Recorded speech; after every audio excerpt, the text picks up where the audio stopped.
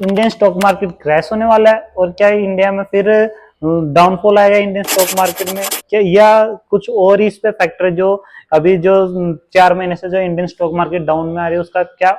Exact reason है, वो आज हम आपको बताने की कोशिश करेंगे और आपको स्टेप बाय स्टेप बताऊंगा कि क्या क्या फैक्टर है जिनकी वजह से Indian stock market down trend में, और ये कब तक सही होगा ये भी आपको आज के वीडियो में बताएंगे। पहला रीजन, मेन रीजन जो आप सभी को जैसे अभी पता ही होगा, डोनाल्ड ट्रंप के प्रेसिडेंट बनने के बाद यूएस ने 25% टैरिफ्स बढ़ा दिए इंपोर्ट्स जो कि वो कनाडा और मेक्सिको से करते थे, जिससे कि वर्ल्ड वाइड ट्रेड में फर्क पड़ा और जो इन्वेस्टर्स है उनको अनसर्टेनिटी आ गई, ग्लोबल ट्रेड इन्वेस्टर्स को। उसमें से ऐसे है कि फिर इसके कंपैरिजन में डॉलर राइज कर रहा और हर एक ऑलमोस्ट ऑल कंट्रीज की करेंसी डाउनग्रेड आ रही है, उसका भी bad impact Indian stock market में और सभी वर्ल्ड वाइड स्टॉक मार्केट्स में फर्क पड़ रहा है, जिसकी वजह से इंडियन स्टॉक मार्केट डाउन आ रही है। रीजन लगभग सभी को पता ही होगा कि जो फॉरेन इन्वेस्टर्स है, एफएफआई जिनको बोलते हैं हम, वो अपने इंडिया से अपनी इन्वेस्टमेंट वो बल्क में उठा रहे हैं, क्योंकि वो उनके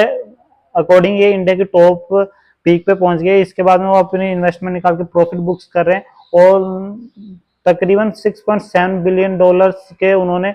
और अलोन जनवरी में अपनी इन्वेस्टमेंट निकाल दी है, जिसकी वजह से इंडियन स्टॉक मार्केट में शॉर्ट टर्म डाउन ट्रेंड आया। इसका मतलब ये नहीं है कि Indian stock market bounce back नहीं करेगी, बाउंस बैक करेगी, थोड़ा टाइम लगेगा पर Indian stock market bounce back करेगी। अभी थर्ड रीजन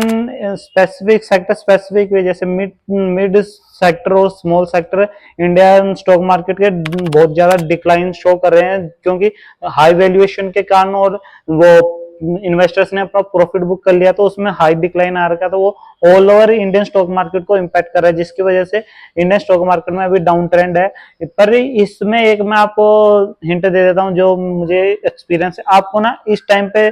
इन्वेस्टमेंट बढ़ा देनी चाहिए। इसका मतलब ये है कि आपको लो प्राइस पे हाँ बढ़िया कंपनी के स्टॉक्स मिल जाएंगे, जिससे आपको आगे जाके आपके इन्वेस्टमेंट के ग्रोथ के ज्यादा चांसेस होंगे और ज्यादा रिटर्न्स आप गेन कर सकते हो। यहाँ की जब आप मार्केट ग्रो कर रहे हो उसके कंपैरिजन में जब मार्केट डाउन हो तब इन्वेस्टमेंट करनी चाहिए। और चौथा मेन रीजन है कि कुछ कॉर्पोरेट और कुछ इंडियन बिग कंपनीज और सेक्टर्स में बहुत ज्यादा फाइनेंशियल डिक्लाइन आया, जिसकी वजह से भी इंडियन स्टॉक मार्केट डिक्लाइन कर रही है। जैसे कि आईसीआईसीआई प्रूडेंटल्स में नेगेटिव उन्होंने अपनी ग्रोथ करी और लॉस हुआ इस साल, इसकी वजह से भी इंडियन स्टॉक मार्केट में डिक्लाइन आ रहा है। चौथा आपको पता ही है कि जैसे रिलायंस इंडस्ट्रीज है उसमें बहुत बड़ा डाउन ट्रेंड आ रहा है, जो कि इंडिया की one of the big group है, जिसकी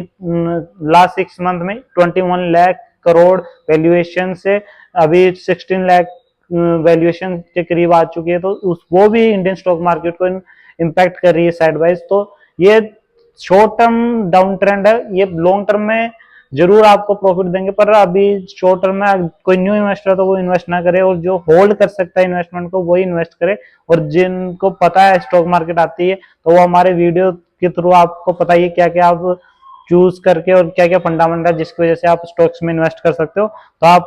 हमारे वीडियोस चेकआउट कर सकते हैं और आपको हम डे बाय डे स्ट्रेटेजी बताते रहेंगे क्या क्या आपको करना और क्या कैसे आप इन्वेस्टमेंट अपनी ग्रोथ कर सकते हो। मेन क्वेश्चन ये है कि क्या आपको अभी इस टाइम पे इन्वेस्टमेंट करनी चाहिए या नहीं करनी चाहिए, और करेंगे तो किस जरिए से करेंगे। तो अगर मान लो आप बिगिनर हो और आप इन्वेस्टमेंट करना चाहते हो, अभी भी आपके पास अमाउंट है, आप इन्वेस्टमेंट कर सकते हो, तो आप ना एक जरिया जिसके जरिए आप सेफली इन्वेस्टमेंट कर सकते हो, आपको रिटर्न्स आगे जाके ज्यादा आ जाएंगे। फर्स्ट तो आप स्टॉक्स अगर आप नहीं जानते तो मत कीजिए उनमें इन्वेस्टमेंट, क्योंकि आपका भी शॉर्ट टर्म में लॉस होगा तो फिर आप अपने लॉस करा बैठोगे। इससे अच्छा फायदा है कि आप या तो ईटीएफ्स को चूज कर लीजिए या आप म्यूचुअल फंड्स को चूज कर लीजिए। म्यूचुअल फंड्स को आप एसआईपी कर दीजिए, और या आप डेली अगर आपके पास बल्क में अमाउंट है तो आप डिफरेंट में डाइवर्सिफाई करके अपने म्यूचुअल फंड्स में इन्वेस्ट कर सकते हो। दूसरा तरीका आप ईटीएफ्स में, ईटीएफ्स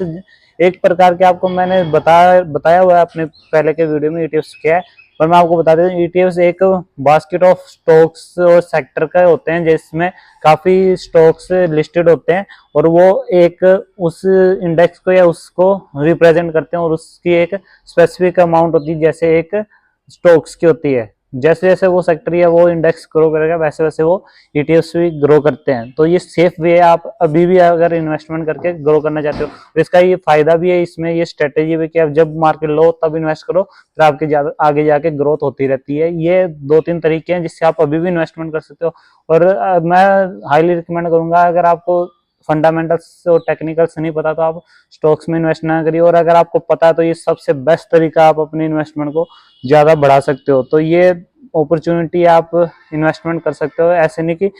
मार्केट डाउन जा रही है तो आप इन्वेस्टमेंट ना करो। और अगर आपको ये वीडियो अच्छा लगा हो तो do subscribe, like and share to your friends.